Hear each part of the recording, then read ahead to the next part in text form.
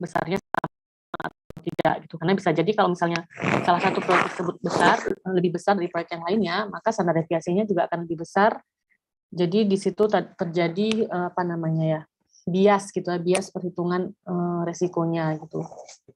Jadi untuk menghindari hal tersebut, maka dalam perhitungan risiko membandingkan beberapa proyek, risiko dari beberapa proyek itu menggunakan nilai koefisien variasi, gitu ya. Menggunakan nilai koefisien variasi, di mana koefisien variasi itu rumusnya adalah seperti ini. Simpangan baku atau standar deviasi dibagi dengan expected value-nya atau nilai yang kita harapkan. Gitu. Oke, jadi seperti saya katakan tadi, ada beberapa jurnal yang mengukur risiko itu hanya dengan melihat standar deviasinya saja. Jadi dibandingkan apakah usaha tani yang satu dengan usaha tani yang lainnya itu perbandingan apa namanya standar deviasi dari pendapatannya seperti apa. Apabila salah satunya lebih kecil, maka apa namanya resiko pendapatan untuk usaha tani yang nilai standar deviasinya tadi lebih kecil, maka akan lebih kecil resikonya gitu. Tapi itu tidak ini ya, tidak reliable ya, karena bisa bias. Karena kita tidak tahu apakah kedua usaha tani itu sama besarnya gitu. Apabila salah satu usaha tani itu lebih besar, maka standar deviasinya lebih besar. Otomatis kan risikonya lebih besar. Oleh sebab itu kita tidak hanya melihat standar deviasi pada saat pengukuran risiko, tetapi juga menggunakan konsep koefisien variasi ini. Begitu ya, kita bandingkan standar deviasi dengan expected value. Expected value ini sama dengan nilai rata-rata yang kita harapkan gitu ya. Jadi kita bandingkan sejauh mana sih sebaran data pendapatan kita dari titik rata-rata yang kita harapkan. Kalau sebarannya itu semakin besar, persentasenya semakin besar, maka resikonya juga akan semakin besar. Kalau misalnya persentase sebaran datanya itu lebih kecil dari nilai rata-rata yang kita harapkan, maka resikonya mengkecil, berarti dari usaha itu, resiko pendapatan usaha tersebut kecil gitu ya.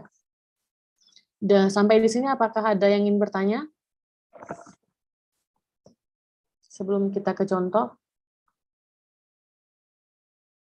Mohon maaf Bu, apa bisa dilihatkan sekali lagi rumus tadi expected value-nya? Expected value, oke. Ya, sebentar aja. Oke, ini expected value itu kita dapatkan dari pendapatan pada kejadian tertentu dengan persentase atau probabilitas terjadinya kejadian tersebut. Kemudian ditambahkan dengan pendapatan pada kejadian lainnya dikalikan dengan persentase terjadinya kejadian tersebut seperti itu. Nanti akan ada contohnya. Jadi ini seperti nilai rata-rata pendapatan tapi dikaitkan dengan probability gitu. Probability terjadinya kejadian, misalnya kejadian yang bisa menyebabkan menurunnya pendapatan, resesi misalnya, atau peningkatan ekonomi sehingga pendapatannya meningkat seperti itu. Di dalam kurun data yang kita miliki ya, kurun dataset itu.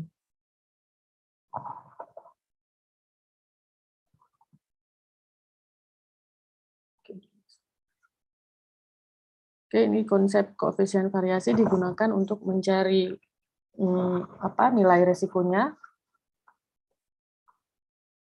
Kemudian ini contohnya ya. Ini contohnya saya ambil dari bahan di analisis proyek pertanian sama contohnya, tapi saya tambahkan di analisis proyek itu tidak ada perhitungan untuk koefisien variasi, hanya ada sampai ke simpangan baku atau sampai ke standar deviasi. Hanya perbandingan standar deviasi, tidak membandingkan ini tadi koefisien variasi ini. sorry. Jadi misalnya sebuah perusahaan sedang mempertimbangkan 2 proyek investasi, proyek A dan proyek B, yang masing-masing menuntut investasi sebesar $10.000, sorry. Kemudian perusahaan itu hanya dapat memilih salah satu di antara 2 proyek tersebut. Jadi di sini karena hanya bisa memilih salah satu di antara 2 proyek tersebut, maka dicari analisis risikonya yang mana proyek yang lebih beresiko. Kalau proyek yang lebih beresiko maka tidak akan dipilih, seperti itu ya.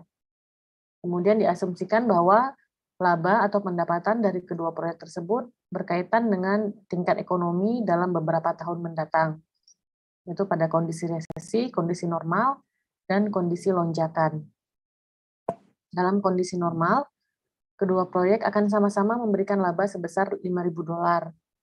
Kemudian dalam kondisi perekonomian resesi, proyek A memberikan laba sebesar $4.000 dan proyek B tidak memberikan laba sama sekali. Kemudian dalam kondisi perekonomian lonjakan atau perekonomian yang meningkat, proyek A memberikan pendapatan sebesar $6.000 dan proyek B memberikan laba atau pendapatan sebesar $12.000. Nah, ramalan ekonomi tentang tren saat ini dalam beberapa indikator menunjukkan kemungkinan 2 dari 10 bahwa resesi akan muncul. Jadi probability-nya dicari, gitu ya. Berapa persentasenya berapa sih untuk resesi ini akan muncul gitu. Itu dia probability-nya. Kemudian 6 dari 10 bahwa perekonomian akan normal, jadi probability normal. Kemudian 2 dari 10 bahwa perekonomian akan melonjak. Dalam beberapa kondisi tersebut, maka proyek manakah yang harus dipilih. Jadi dicari analisis risiko untuk labanya ya. Laba yang atau pendapatan yang lebih beresiko maka akan ditinggalkan.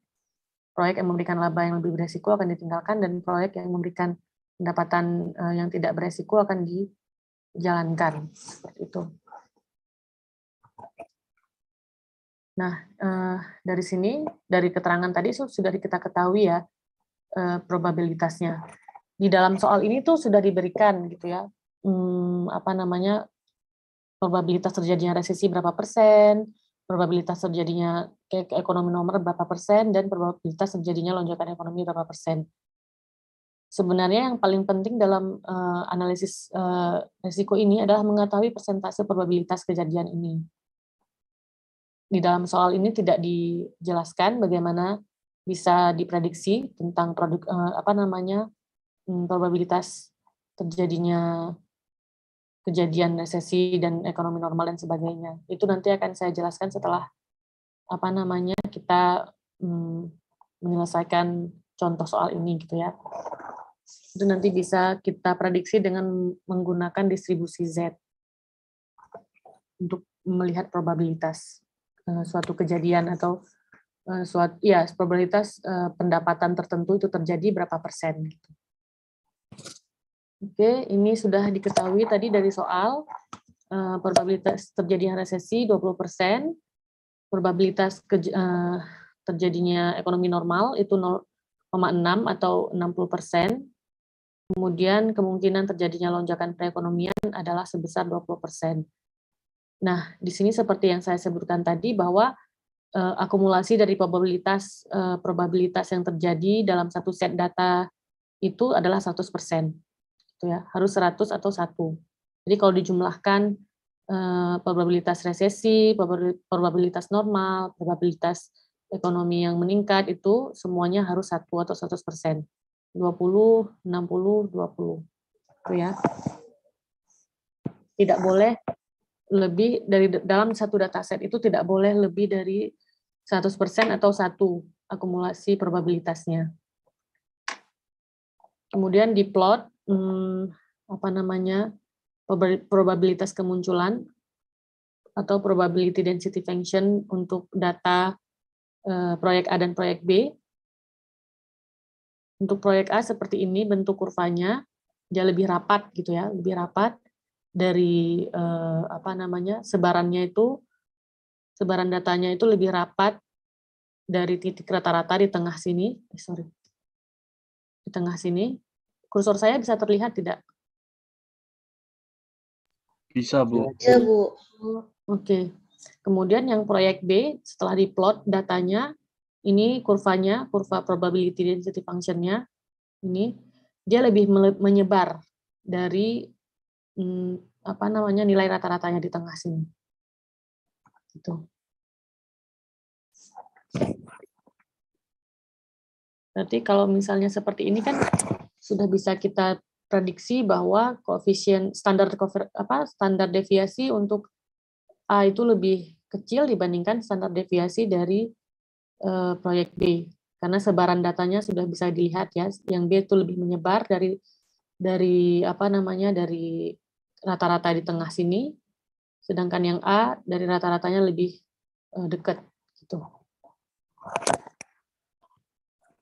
Oke, selanjutnya kita cari expected value-nya untuk masing-masing proyek. Untuk proyek A dulu kita cari, jadi tadi nilai atau pendapatan yang didapatkan pada saat terjadinya resesi adalah 4.000, kemudian probabilitas terjadinya resesi itu 0,2 atau 20%. Dikalikan, karena tadi rumusnya sigma, jadi semuanya dijumlahkan ya. Sigma I kali PI. I ini adalah jumlah kejadian. Gitu. Ini pendapatan untuk kejadian, ini probability untuk terjadinya kejadian tersebut. Jadi di sini pendapatan untuk resesi itu 4.000 pada saat terjadinya resesi, pendapatannya 4.000. Kemudian probabilitas terjadi resesi tersebut diprediksi melalui data yang kita miliki. Nanti bisa kita gunakan distribusi Z gitu ya untuk mengetahui probabilitas ini. Nah, probabilitasnya 0,2 ditambah dengan pendapatan pada saat keadaan normal, ekonomi normal, itu $5.000. Kemudian probabilitas terjadinya ekonomi normal itu sebesar 0,6 atau 60%. Probabilitas itu kemungkinan terjadinya keadaan ekonomi normal. Kemudian ditambahkan dengan pendapatan pada saat terjadi peningkatan ekonomi, dikalikan dengan kemungkinan terjadinya peningkatan ekonomi. Kemungkinannya itu sebesar 20%. Kemudian dijumlahkan, didapatkan expected value-nya atau nilai yang kita harapkan, pendapatan yang kita harapkan gitu ya dengan beberapa kejadian ini. Seperti itu. Kemudian untuk proyek B sama bisa lakukan dengan rumus yang sama seperti di proyek A dan didapatkan expected value-nya itu $5.400 untuk yang proyek B. Ini dia hasil hitungannya tadi. Jadi probability atau kemungkinan terjadinya 0,2 untuk resesi, 0,6 untuk normal, 0,2 untuk lonjakan. Kemudian pendapatannya tadi kalau di proyek B untuk pada saat resesi tidak ada pendapatan, tidak menghasilkan pendapatan, maka di sini 0. Kemudian pada saat ekonomi normal pendapatannya itu 5.000 dan pada saat terjadinya peningkatan ekonomi pendapatannya $12.000. Nah, dikalikan kita dapatkan nilai yang di sebelah kanan ini, kemudian dijumlahkan nilai hasilnya untuk expected value-nya. Seperti itu ya. Sampai di sini jelas?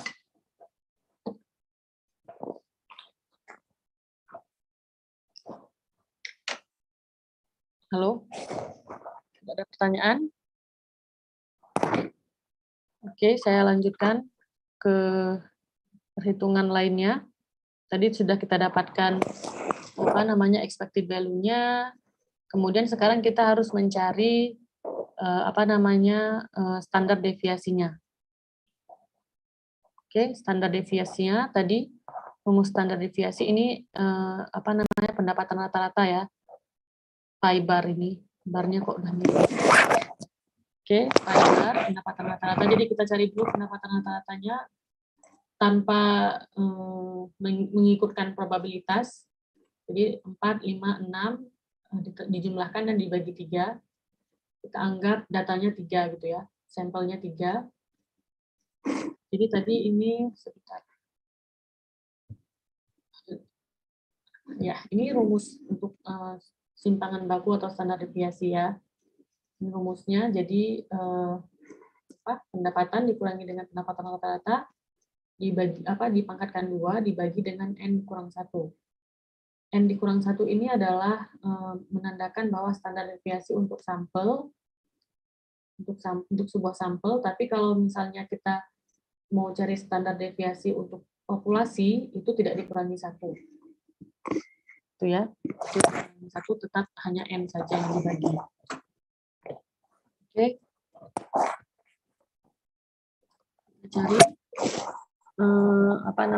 selisihnya, kemudian dikuadratkan selisihnya, dibagi dengan, sudah dikuadratkan, kemudian dibagi dengan N kurang 1 tadi, didapatkan standar deviasinya. Untuk proyek A, standar deviasinya 25,81, sedangkan untuk proyek B, standar deviasinya 59,44, berarti 5.944.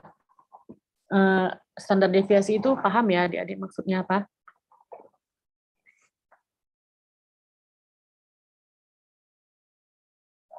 Halo. Ada yang bisa menjelaskan apa maksud dari standar deviasi?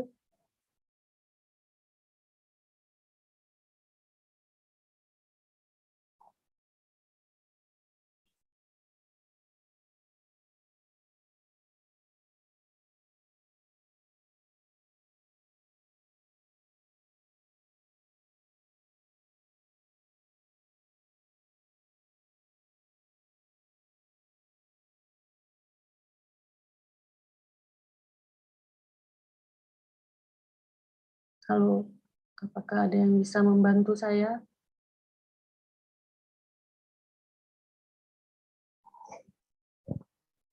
Udah lulus kelas statistik semua ya ini?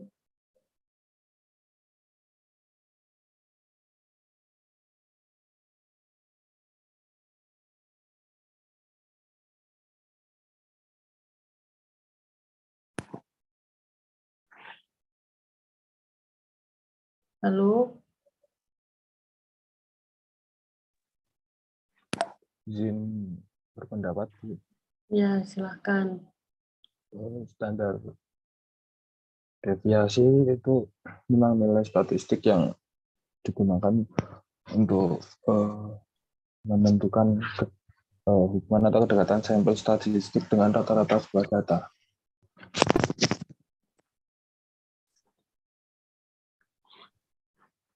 Gimana? Coba diulangi lagi. Nilai yang digunakan dalam menentukan kedekatan dari sampel statistik dengan rata-rata sebuah data. Sampelnya, oke, dengan rata-ratanya ya. Ya. Ya, ini hampir sama dengan yang dikatakan Salsabila, sebaran atau kerapatan distribusi, gitu ya. Jadi sejauh mana sebaran data itu dari dari rata-ratanya. Gitu. Berarti di sini hasilnya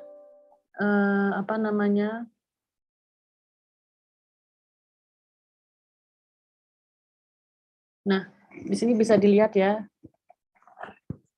Standar deviasinya tuh 5944. Berarti dia maksudnya apa? Ini. Ada yang bisa menjelaskan?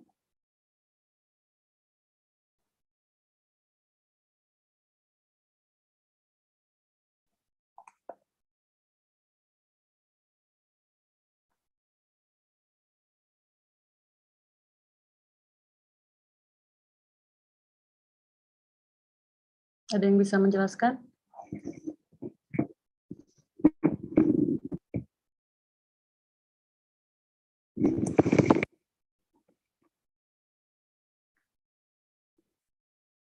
Izin berpendapat, Bu.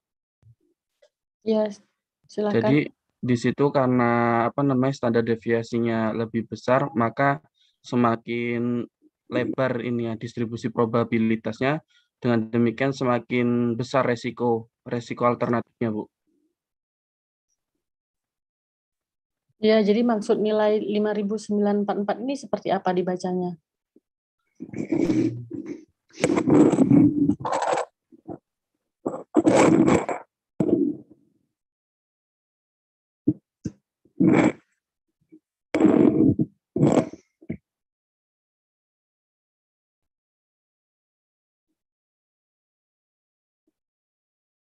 Jadi maksudnya itu adalah fluktuasi pendapatan yang dialami oleh proyek B dari rata-ratanya yaitu sebesar 5.944. Itu fluktuasinya ya. Kemudian kalau yang proyek A, fluktuasi sebaran pendapatan proyek A dari pendapatan rata-ratanya itu adalah sebesar 25,81. Ini lebih rapat gitu ya fluktuasinya dibandingkan dengan yang B gitu. Fluktuasi pendapatannya. Fluktuasi pendapatan dari rata-rata gitu. Oke, Salsabila, ada ingin berpendapat? Selamat siang Bu Zahra. Ya. Saya izin konfirmasi untuk yang ini Bu, yang rata-rata laba itu kan setahu saya didapatkan dari total laba, kemudian dibagi itunya ada 3 keadaan. Jadi kan kalau yang proyek B itu dari 0 ditambah 5.000 ditambah 12.000 dibagi 3. Nah, itu kan rata-rata laba yang dituliskan di sini 9.000. Nah, itu hasilnya berbeda dengan perhitungan saya, Bu. Apakah bisa dijelaskan, Bu, itu perolehannya dari mana? Terima kasih. Harusnya seperti itu sih, sama cara carinya. 9.000, 5.000 ditambah 12.000 ditambah 0 dibagi 3. Apakah berbeda ya? Tidak. Hasilnya berbeda, bukan 17.000 dibagi 3. Saya dapatnya 5.666,67. Bentar. Berarti ini salah ya. Makasih ya Salsabila, sebentar ya. Contoh yang lalu berarti salah juga. Ya, ini rata-ratanya kan harusnya 0 ditambah 5.000 ditambah 12.000 dibagi 3 ya.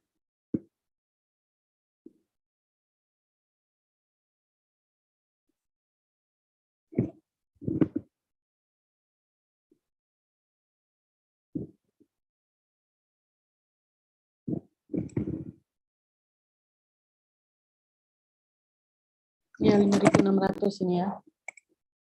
Sorry.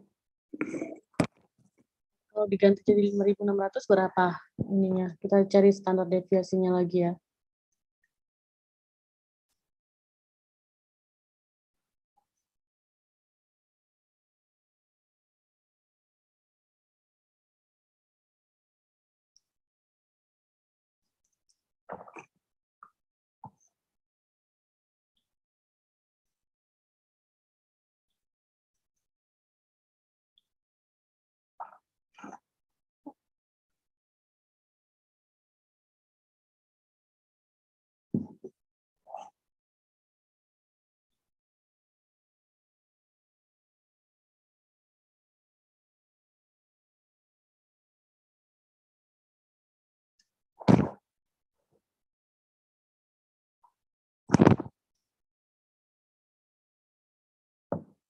Ini saya cari di Excel saja ya. Biar bisa kita rubah langsung.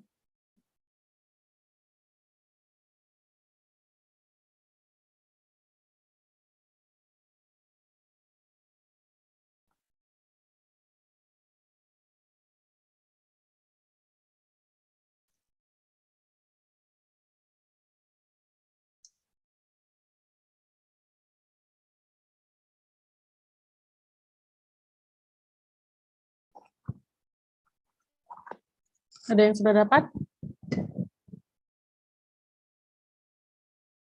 Standar deviasi untuk yang proyek B.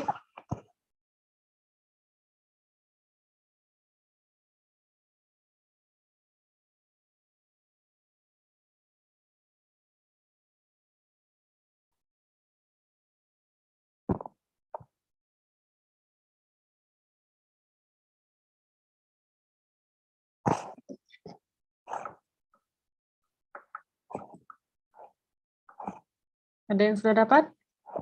Saya masih mencari ini.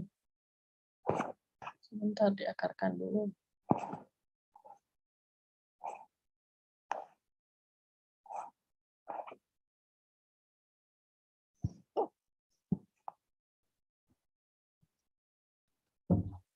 Rp8.524,47 Bu, saya dapatnya.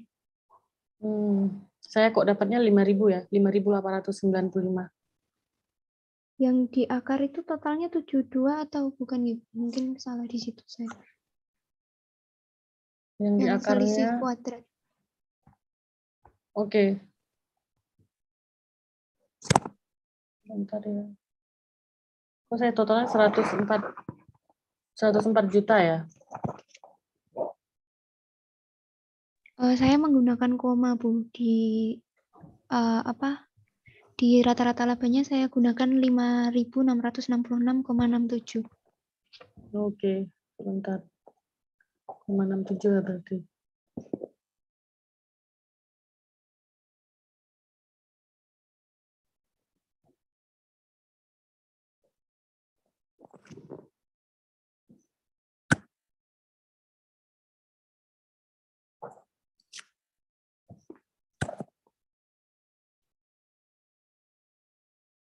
Kemudian 5.000 dikurang 566.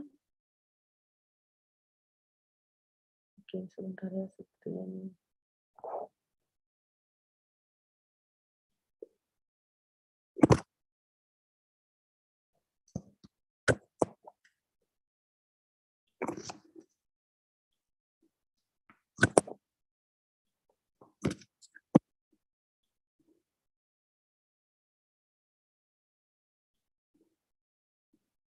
Ya, benar.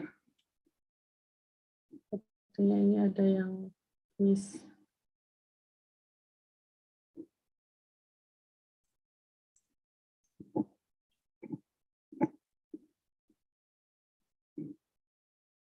Iya. Berapa tadi hasilnya? 9.000?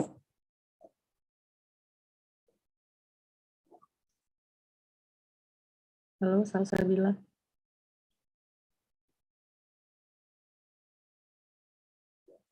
Saya dapatnya 8.524,47 Bu.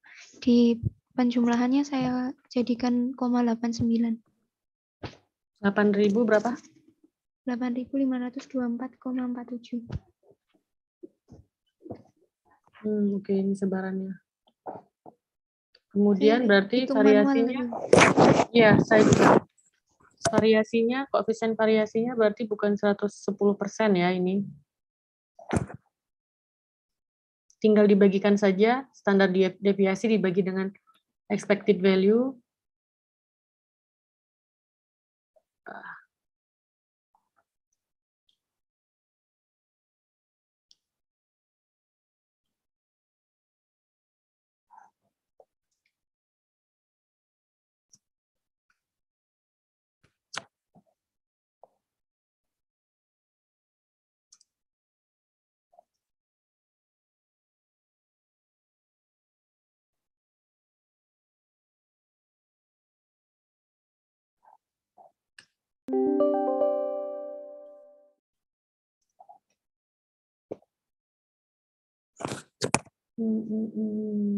Standar deviasi dibagi dengan expected value-nya.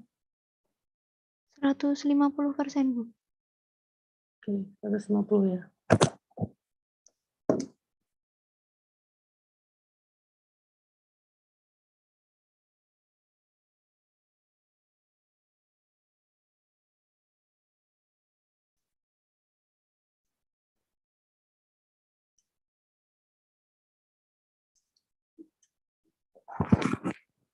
Seratus lima puluh 150.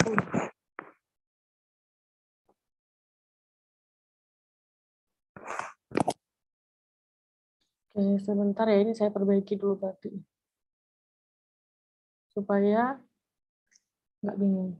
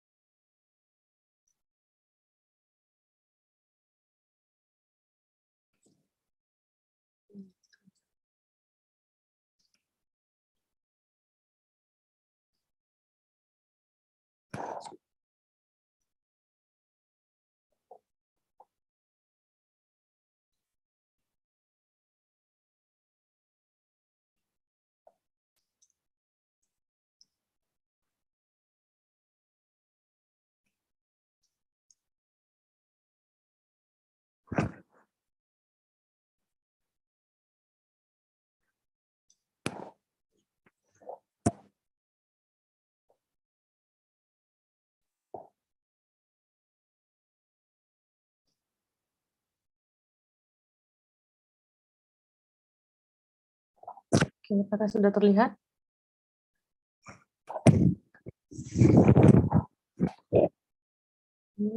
Sorry. Nanti saya rubah ya. Yang penting hasil akhirnya dulu. Jadi ini apa namanya standar deviasinya, kemudian kita cari koefisien variasi. Tadi standar deviasi dibagi dengan expected value-nya, ini dijumlahkan, ini juga dijumlahkan.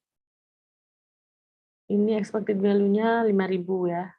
Ini 5.400. Berarti nilai ini dibagi 5.000, nilai ini dibagi 5.400 dikali 100%, dapatnya koefisien variasi.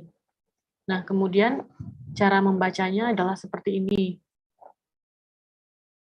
Jadi nilai perbandingan apa namanya antara expected value dengan apa namanya dengan resiko atau dengan standar deviasi tadi adalah sebesar 0,51%. Artinya setiap Rp1 pendapatan yang diperoleh di proyek A memiliki resiko sebesar 0,0051 rupiah. Jadi ini dibagi 100 lagi ya, karena 100%, kan ini persentase ya. Kalau dirubah ke rupiah dibagi 100. Bu Zaura izin masuk. Ya. Itu tadi betul yang Bu Zaura 157, Bu. Karena saya 157 tadi, ya? saya membaginya dengan rata-rata laba. Oke. Terima kasih, Bu.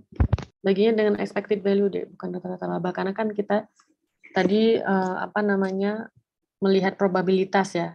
Probabilitas itu masuknya ke expected value. Oke, sebentar.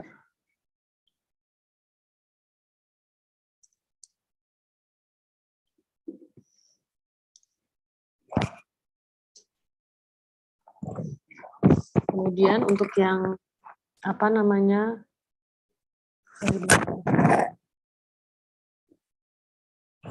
untuk yang proyek B itu perbandingan dari risiko dengan expected value-nya itu adalah sebesar 150%, 157%. Jadi artinya setiap Rp1 pendapatan yang diperoleh di proyek B itu memiliki risiko sebesar 1,57 rupiah. Jadi risikonya itu lebih besar gitu ya dibandingkan dengan pendapatannya. Seperti itu. Jadi ya otomatis yang akan dipilih adalah proyek A karena risikonya tuh lebih kecil dibandingkan dengan pendapatan yang didapatkan. Oke, sampai sini ada pertanyaan sebelum kita melihat cara menghitung probabilitas.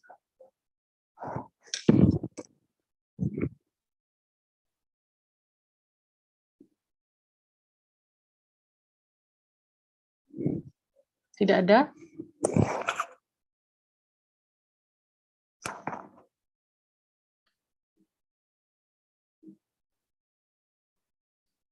Untuk slide-nya itu sudah selesai.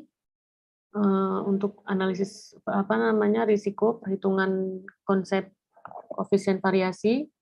Namun untuk yang perhitungan probability yang dibutuhkan pada perhitungan expected value, jadi kita harus tahu ya berapa probabilitas kemunculan suatu pendapatan tersebut gitu ya.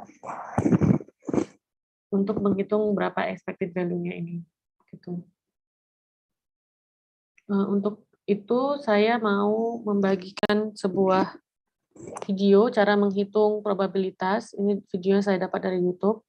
Sangat simpel, dia menggunakan distribusi Z.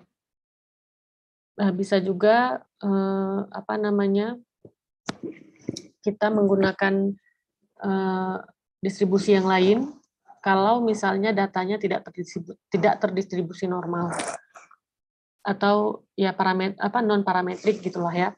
Biasanya kalau yang terdistribusi normal datanya kita pakai distribusi Z.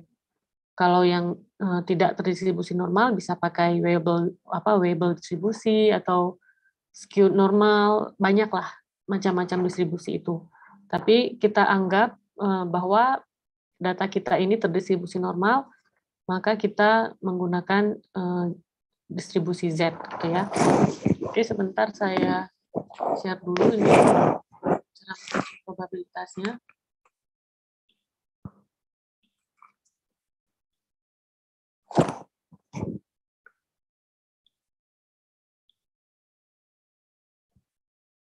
Sebelumnya adik-adik sudah tahu tidak apa itu distribusi Z? Cara menghitung distribusi dengan menggunakan distribusi Z?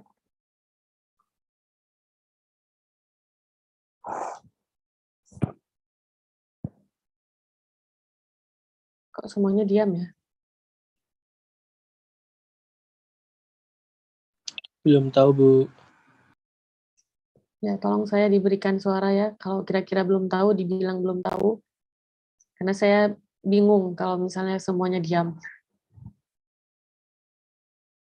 Ya, menggunakan tabel distribusi Z nanti ya, Ayah. Oke, bentar, saya buka dulu videonya.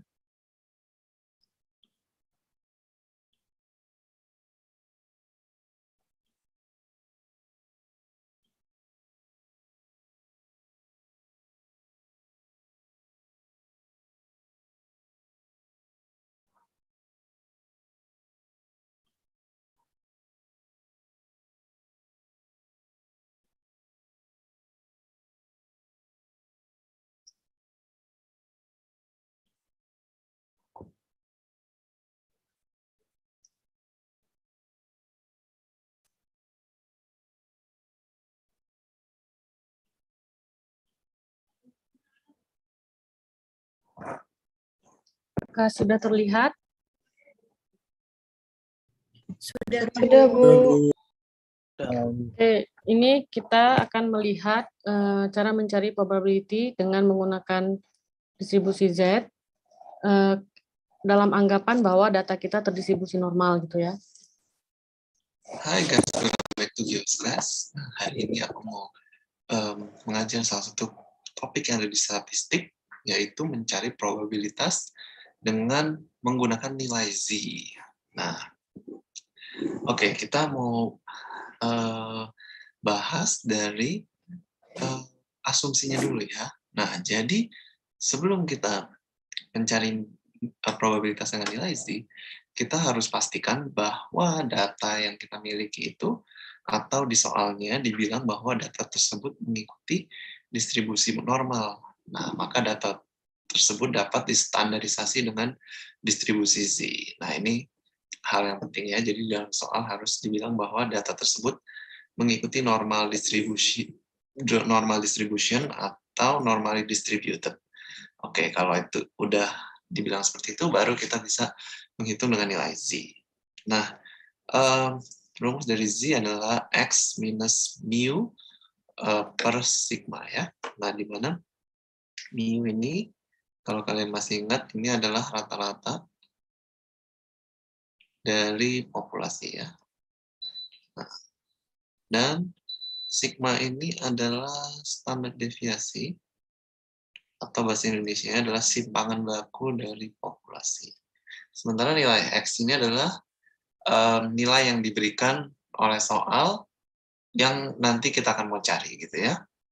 Maksudnya titik mana atau nilai berapa yang ditanya probability-nya biasanya.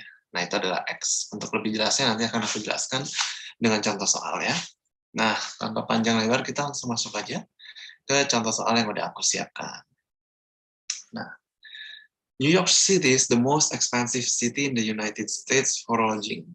The mean hotel room rate is $204 per night.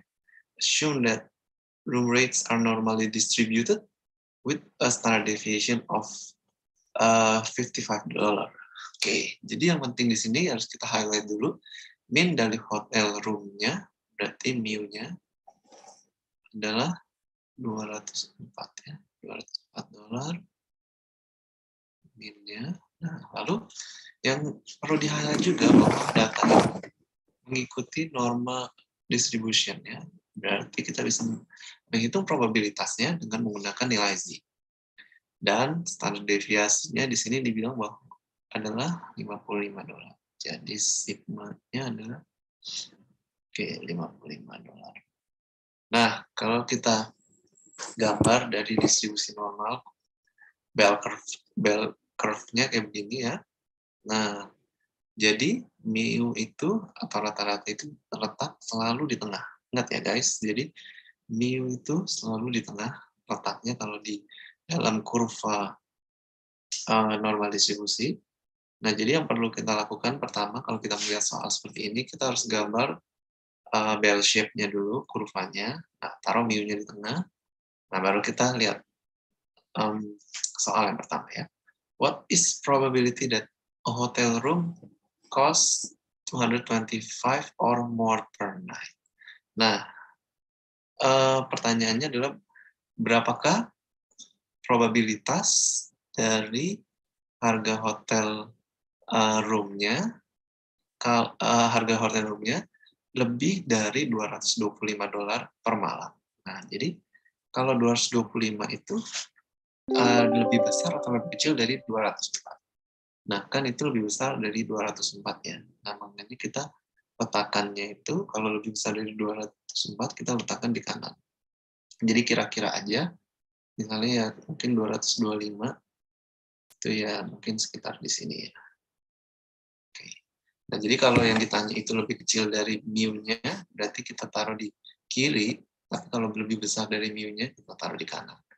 Nah, kan yang ditanya 225 or more kan. Nah, makanya intinya kita arsir yang kanan, yang bagian sini. Kenapa? Karena lebih besar dari 225. Jadi yang lebih besar dari 225 itu letaknya yang di kanan sini. Nah, yang ditanya area ini itu berapa? Atau probabilitas dari di atas 225 berapa? Nah, maksudnya ditanya area ini berapa. Gitu. Nah, jadi caranya kita masukin ke rumus saja langsung. Rumusnya adalah Z sama dengan X minus mu per standar deviasi ya. Oke, X-nya, nah ini adalah X-nya, 225. Tulis dulu, X 225. Lalu minus mu-nya 204. Per sigmanya 55. Nah, kalau kita hitung di kalkulator, kita akan mendapat nilainya adalah 0,381. Oke. Nah, apa yang langkah berikutnya yang harus kita lakukan? Kita harus mengkonvert nilai ini dengan probabilitas dengan menggunakan tabel Z ya. Nah, coba kita lihat tabel Z. Nah, oke. Nah, ini aku punya tabel Z. Nah, yang perlu kita perhatikan adalah area dari tabel Z-nya. Nah, area dari tabel Z di sini, dia itu hitamnya itu dari setengah ke kanan lebih ya. Nah, makanya nilainya itu, karena nilai setengah dari normal distribusi ini selalu 0,5, berarti kalau misalnya setengah lebih, pasti dia di atas 0,5. Nah, makanya probabilitas yang ada di dalam ini semuanya nilainya di atas 0,5 ya. Nah, lalu kita lihat, ini tadi kan nilainya, nilai Z-nya kan adalah 0,381. Nah, gimana cara bacanya? Cara bacanya kita lihat dulu pertama, tadi kan 0,381 ya. Berarti kita cari di sini 0,3 mana? Oh, ini dia 0,3. Nah, lalu kita runut ke kanan sampai kita dapat 8. Jadi 0,3 dan 0,08 kita ketemuin. Kita cari apa namanya ini? Kalau ibaratnya kalau kita tarik garis ini sama sini, nah mereka akan ketemu di sini ya. Nah, ini adalah probabilitasnya, tapi untuk daerah yang kirinya. Jadi ini 0,38 probabilitasnya 0,648. Oke. Nah, berarti bisa dikatakan tadi kan nilai probabilitasnya 0,648 ya. Nah, itu adalah nilai yang di kiri sini. Jadi bisa dibilang ini semua itu adalah 0,648 ya. Probabilitas yang di kirinya ini. Nah, sementara yang kita mau cari yang di kanannya ini. Nah, tahukah kalian kalau total semuanya ini adalah 1 ya. Jadi 100% probability itu selalu totalnya 100%. Nah, jadi untuk mencari nilai yang di kanan ini kita harus mengkurangkan 1 dengan nilai ini 0,648 sama dengan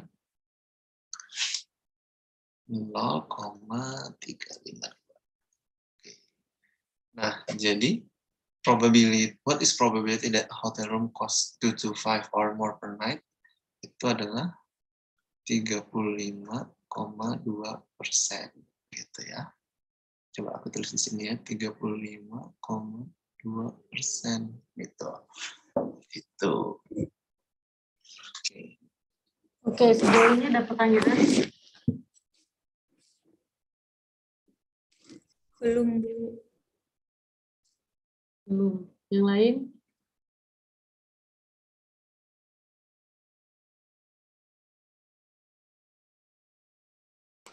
Belum, Bu. Oke, masih jelas ya? Mau dilanjutkan lagi? Iya, Bu, dilanjutkan lagi. Iya, Bu. Oke. Nah, ya, jadi begitu sih caranya. Nah, tadi tabelnya itu itemnya yang di sebelah kiri ya. Kita lihat lagi tabelnya itemnya yang di sebelah kiri. Nah, makanya yang kita dapatkan nilainya itu 0,648 itu adalah yang di bagian kirinya. Nah, jadi karena kita mau mencari yang di sebelah kanannya, kita harus mengurangkan itu dengan 1 karena total semuanya itu adalah 1. Ibaratnya kalau kita punya biskuit ya, kita mau mencari yang bagian kecilnya, ya 1 dikurangin bagian yang sininya aja, gue dapetin bagian yang sininya. 1 dikurangin 0,648 sama dengan 0,352 atau 35,2%. Nah, begitu kurang lebihnya. Oke, kita masuk ke yang soal yang B ya. Coba ini kita hapus dulu ya. Oke. Nah, banyak orang nggak mengerti tentang konsep ini ya, jadi mereka bingung waktu ngerjain ini, mereka mungkin tekniknya menghafal, nah tapi kalau soal seperti ini kita perlu mengerti ya, agar kalau misalnya dibolak-balik seperti gimana pun, kita bisa mengerjakannya, tetap bisa ngerjainnya gitu ya. Oke, ini aku hapus juga.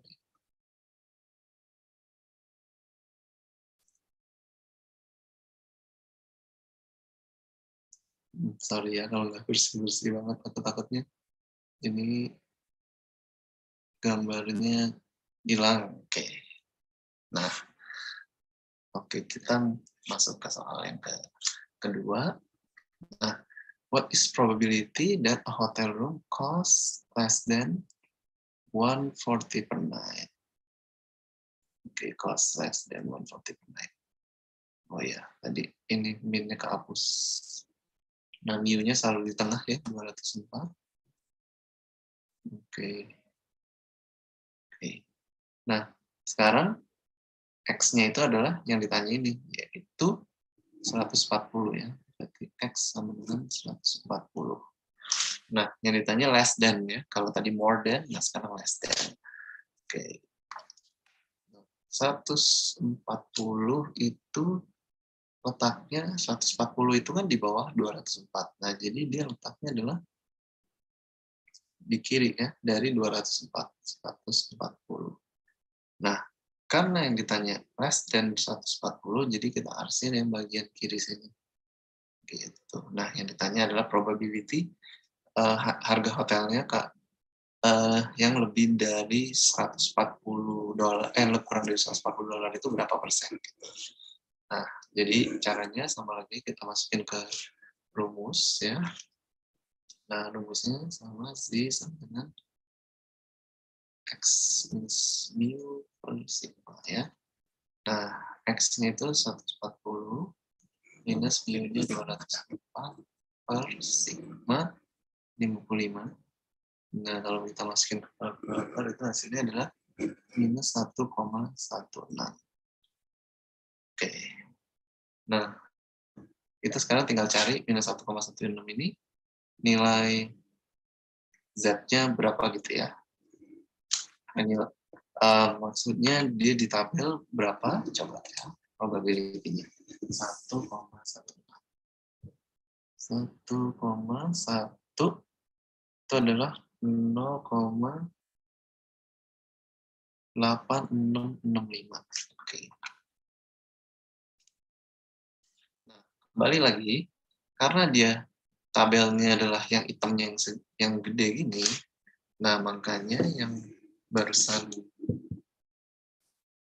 0,8665 itu adalah yang bagian ini. Nah, itu nilainya adalah berapa tadi? 1,1 itu adalah 8665. Oke.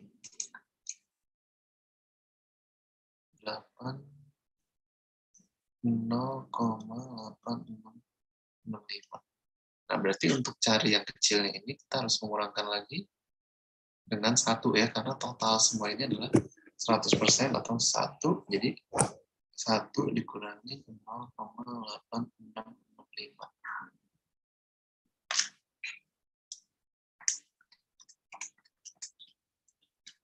Jawabannya adalah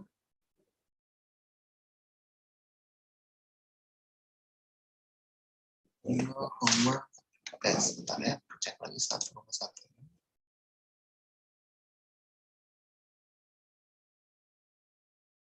Ya. 0,1335. Oke, jadi probability-nya yang lebih kecil dari $140 itu adalah 0,135 atau 13,35%. 13,35%. Oke. Mungkin segini dulu ya nanti. Oke, ada pertanyaan sampai di sini? Izin bertanya, Bu. Ya, silahkan Nurul.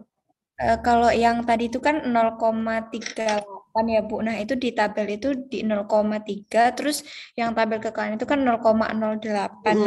Nah, kalau Ya. ini kenapa yang di 1,1 sama 0,01, Bu? Enggak 0,06, Bu. Iya, harusnya itu di 1,16. 1,16 ya. Berarti tadi tabel distribusinya yang 1,1, kemudian yang ke kanannya itu yang 0,06. Oh, begitu, Ya, Bu. sepertinya dia tadi salah membaca tabelnya. Nah, untuk yang nomor C dan D, itu nanti akan ada di lanjutannya YouTube-nya. Kalian harus menonton yang C yang D dan D ini ya. Ini apa namanya ya?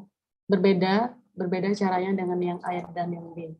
Gitu. Jadi kalian harus menontonnya sendiri. Nanti akan saya bagikan linknya akan saya masukkan video ini ke Google Classroom kita gitu ya, biar kalian bisa membaca menonton sendiri juga sampai habis, sampai ke yang C dan D ini.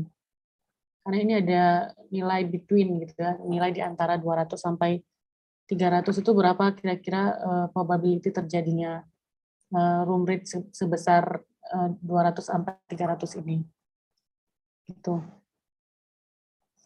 Oke, sebentar. Saya stop share. Selain dari Nurul tadi ada pertanyaan lain?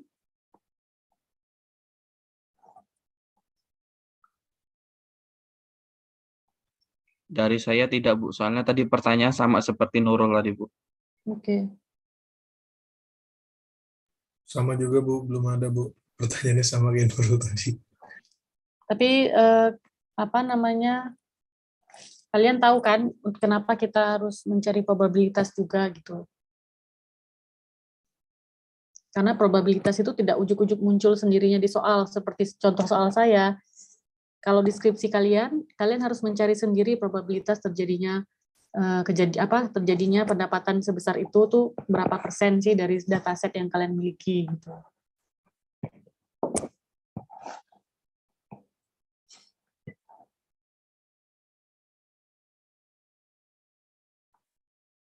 Oke, saya mau nanya Kristania. Iya, Bu. Ya, tadi kita sudah melihat cara mencari probability suatu kejadian gitu ya. Di dalam analisis ini, mengapa kita harus mencari probability?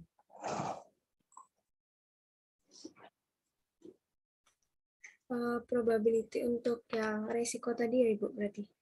Iya, Karena kan kalau mungkin dalam kita membuat suatu usaha gitu atau manajemen sesuatu, itu kan pasti ada resikonya ya Bu. Nah itu kita perlu memperhitungkan seberapa besar sih probabilitas atau kemungkinan resiko tersebut dapat terjadi. Jadi kan kalau kita tahu kemungkinan resiko tersebut terjadi, kita juga bisa cari untuk apa ya, mengatasinya gitu Bu, kalau menurut saya.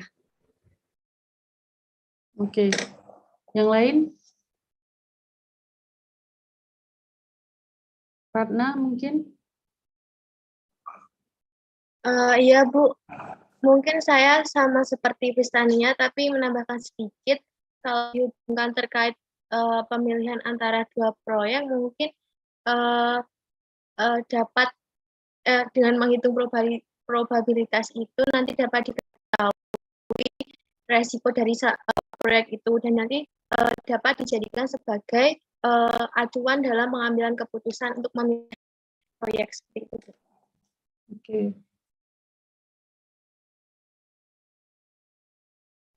Oke, sebentar ya. Tadi mana sih? Kok bahannya sudah saya tutup?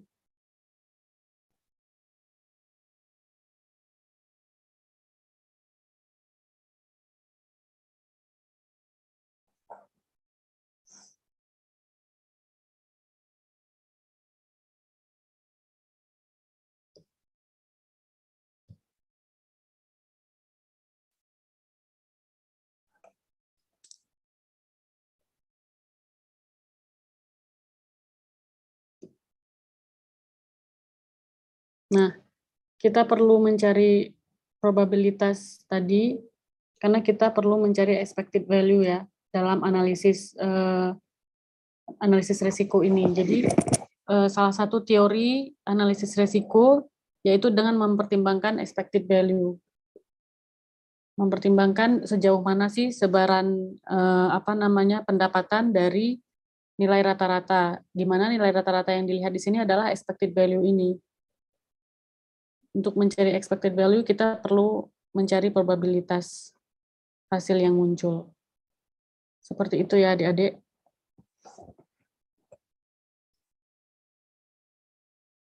Kenapa tadi saya nunjukin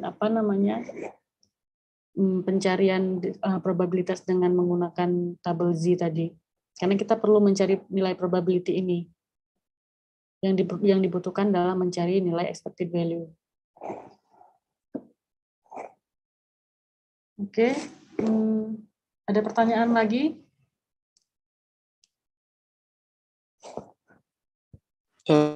Bu, saya izin bertanya. Ya, silakan. Tadi sempat dikasih tahu tentang standar deviasi itu ada yang pakai dibagi N aja, ada yang dibagi N-1 untuk saya pertanyaannya ada yang untuk perhitungan yang contoh soal tadi berarti pakai N-1 ya, berarti dibaginya 2 atau seperti apa?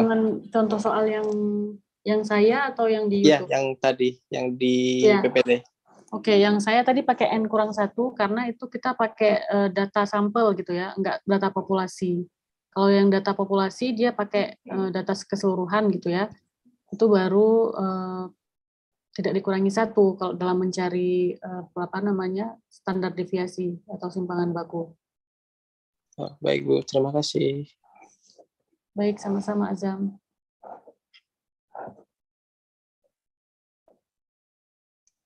Ada pertanyaan lagi?